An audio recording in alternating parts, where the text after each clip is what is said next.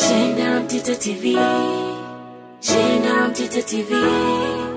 Shenda Mtito TV. Rafiki namba moja wa burudani na michezo. Rafiki namba moja wa burudani na michezo. Kwa Yanga kuchukua ubingwa kwa kikosi alichonacho ana deserve. Yaani ukiangalia kwa records za miaka hii hapa kwa timu walionayo, hakuna timu ambayo inaweza ikabato nayo in real sense kwa maana kwenye ubingwa. Lakini kwa sababu ni mchezo wa mpira miguu unachezwa na wakati mwingine unakuwa na matokeo ya kushangaza, ni lazima uweze kuwa na tahadhari. Lakini ikitokea Yanga amekosa ubingwa, hakuna wa kumlaumu. Maana yake watajilaumu wao wenyewe kwa sababu kikosi chao kina deserve kuchukua ubingwa msimu na hata msimu ujao. Sijaona timu ambayo inaweza kuja kukompiti na Yanga kwa jinsi ambavyo nimeona plani zao za usajili wanakoelekea. Lakini kwa sababu mechi hazijachezwa huwezi kumaliza. Lakini kwa Yanga mimi nampatia 80% ya kuweza kuchukua ubingwa. Yes, ndio ukitazama ubora wa Young Africans umekuwa kila eneo. Hasa sasa zama za kufungaji. Wanafunga mabeki, wanafunga maforwards. Kila aina ya wachezaji wanaweza kufunga. Kwa mfano angalia beki kama Baka ana magoli zaidi ya matatu. Kwa hiyo sidhani kama umekuwa ni bora sana. Unadhani kuna ugumu gani labda pengine kwa mpinzani wa Yanga pale ambapo anakutana na Yanga? Nafikiri ugumu unakuja unapokuwa na kikosi ambacho kina ubora kwenye maeneo yote, kinakwenda kumchanganya mwalimu wa timu pinzani kuweza kujua nini afanye kuweza kuidhibiti timu. Unajua kuna wakati unakutana na timu, unakuta pengine timu ina safu nzuri ya ushambuliaji, lakini defense yao sio nzuri. Kwa tutakachokifanya, tutakaa nyuma, tukipata mpira tuta counter attack.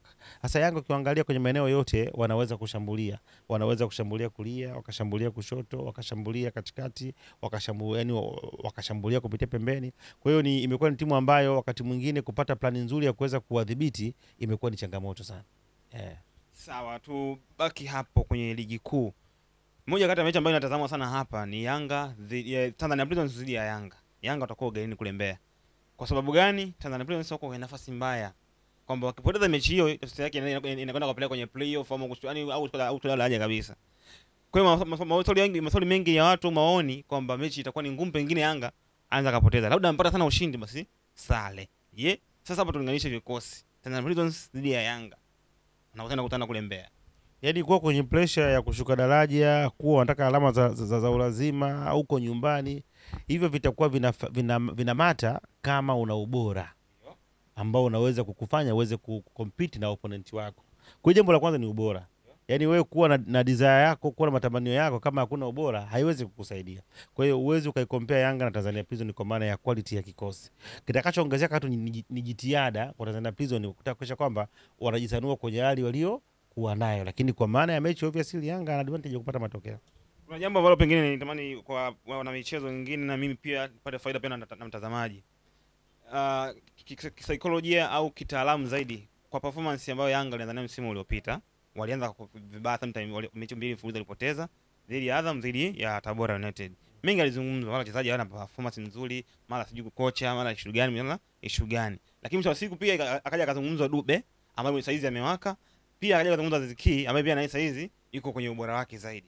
Pengine labda nataka nifahamu katika hili kitaalamu inapelekea kitu gani kwa wakati ule na mabadiliko hayo yanapelekea kitu gani? Sababu wengine wanasema kwamba wanaamini wachungaji ndio ambao wamefanya maombi, lakini pia wengine wanaamini kitaalamu.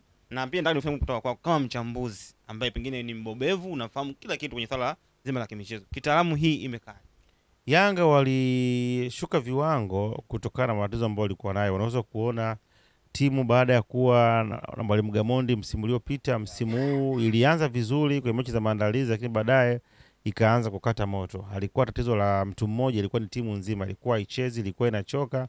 From there wakalazimika kuweza kubadilisha mwalimu, wakamtafuta mwalimu Sidi na baadaye wakatoka kwenye Sidi wamekuja kwa mwalimu huyu Himidi ambao wako na sasa. Kwa hiyo within no time wamebadilisha walimu watatu, kitu ambacho wakati mwingine wachezaji kinaweza kwenda kuwafanya waweze kuchanganyikiwa. Kwa nini? Kwa sababu kila mwalimu anayekuja anakuwa na approach yake na mipango yake.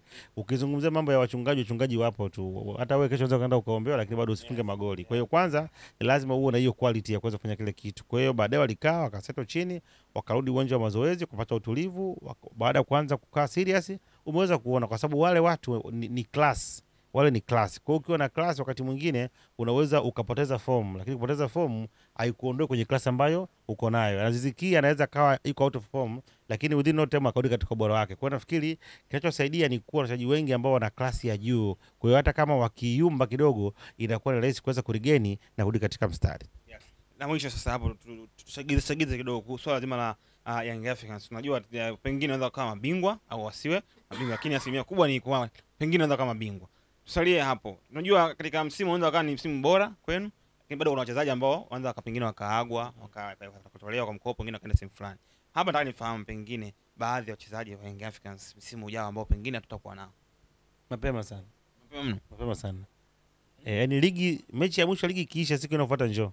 Nije nikuulize. Sasa hizi sio mapema kwa sababu sio sawa, kwa sababu ligi bado inaendelea na bado wako kwenye sema kikosi. Kwa hiyo ukianza kuzungumza watu ambao wataachwa na hizi clips zitakwenda mbali, unaweza ukawa discourage. Lakini nafikiri baada ya mechi ya mwisho Dodoma Jiji ambayo itakuwa uwanja wa KMC pale, siku inayofuata au siku hiyo ukipata nafasi karibu tutazungumza.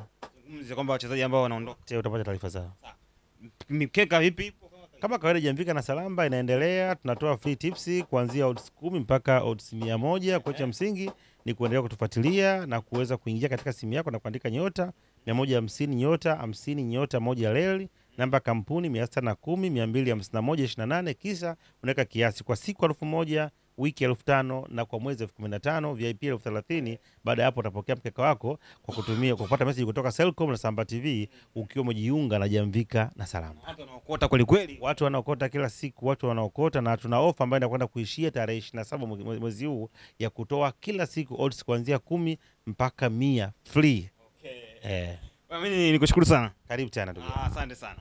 Inawezekana ukajiuliza, hapa ni wapi? Hapa ni Kisasa Dodoma, na hii ni Brand Hotel. Je, unatafuta mahali pa kukaa wakati wa weekend au safari zako za kikazi? Basi unapofika Dodoma, ichague Brand Hotel. Ni hoteli ya kifahari, chaguo kamili kwako, yenye mandhari nzuri ya kuvutia. Tunajivunia huduma bora ya malazi, chakula na vinywaji. Utapata free breakfast, free wifi, free swimming pool. Vyumba vyetu ni vya kisasa na vifaa vya kipekee vinavyofanya siku yako kuwa ya kufurahisha na yenye kumbukumbu nzuri. Pia tuna kumbi za kisasa kwa ajili ya shughuli mbalimbali na garden ya kupigia picha. Tunapatikana Kisasa, Dodoma, Tanzania. Fanya booking online kupitia booking.com. Wasiliana nasi kwa simu namba 0773 467 756. Email brandhotel14@gmail.com. Brand Hotel, tunaamini kwenye ukarimu na huduma bora.